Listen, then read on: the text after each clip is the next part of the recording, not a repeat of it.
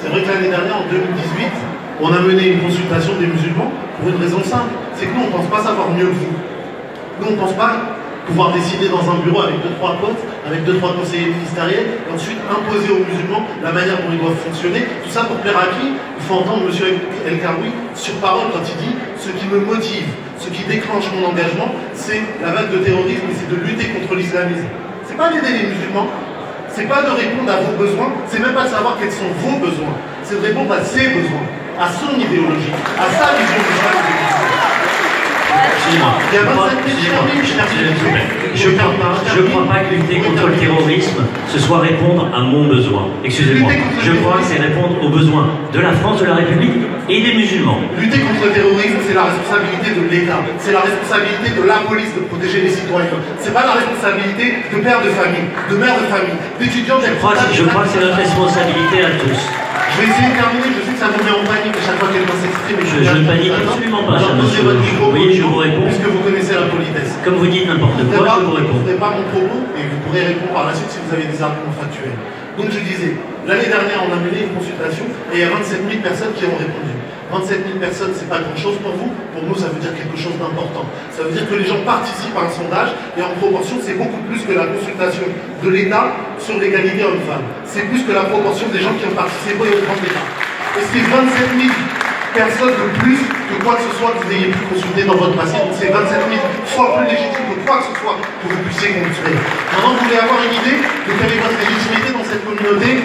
Qui ici se sent investi, et convaincu par le projet de Hakim El Karoui?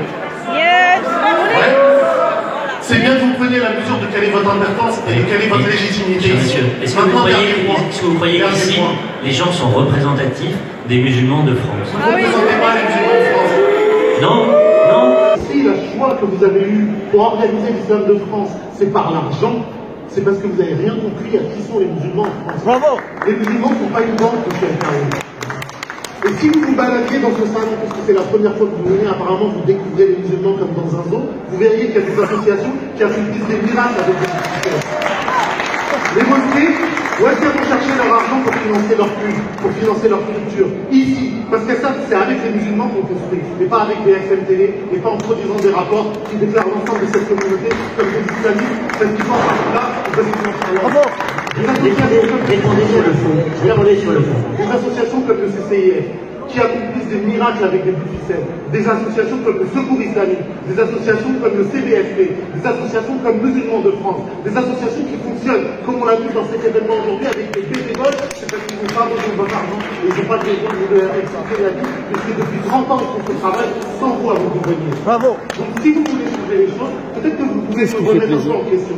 Qu'est-ce qui fait plaisir? Le dictateur Ben Ali, mais pourtant vous lui avez produit des notes, vous avez expliqué que vous ne soutenez pas le pouvoir saoudien, mais pourtant dans l'opinion, vous expliquez que votre meilleur allié pour lutter contre l'islamisme, c'est MBS, celui-là même qui je dis, mais là aussi, il faudrait lire. Vous l'avez dit ou pas? J'ai tout à fait écrit, et je m'assume tout à fait que je trouve que c'est bien de permettre aux femmes de conduire en Arabie Saoudite. Et de découper ses opposants en morceaux.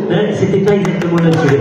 Peut-être que vous considérez que c'est bien d'interdire aux femmes de conduire. Complètement, vous faites dire ce que j'ai pas dit, mais c'est pas grave. C'est ce que vous faites. Exactement ce que vous dites. À savoir que MBS est votre meilleur allié contre l'islamisme. Et l'islamisme, c'est qui? C'est ceux qui portent un Cher monsieur, il se trouve que comme j'écris les choses, vous pouvez les citer. C'est plus simple et ça va vous permettre d'arrêter de fantasmer. Je vous cite page 49 de votre livre. Le halal et le foulard sont un marqueur islamiste. On a des copies d'écran si vous ne savez pas lire votre propre livre. Question suivante. Participer à la prière du vendredi, ça n'a aucune signification religieuse. Ça, c'est votre propos, chapitre 1 de votre livre. Ce n'est pas une communion. Ce n'est pas une communion. Au bout d'un moment, vous ne pouvez pas, lorsque vous êtes avec des islamophobes, expliquer exactement par le menu comment vous considérez l'ensemble des musulmans, et lorsque vous êtes en face de nous, vous reniez votre parole. Je ne renie rien du tout, cher monsieur. Rien du tout. Donc avant de donner des leçons aux autres, balayez devant votre porte, et si un jour on vous donne un prix Nobel, ce sera pour nous avoir fichu la paix.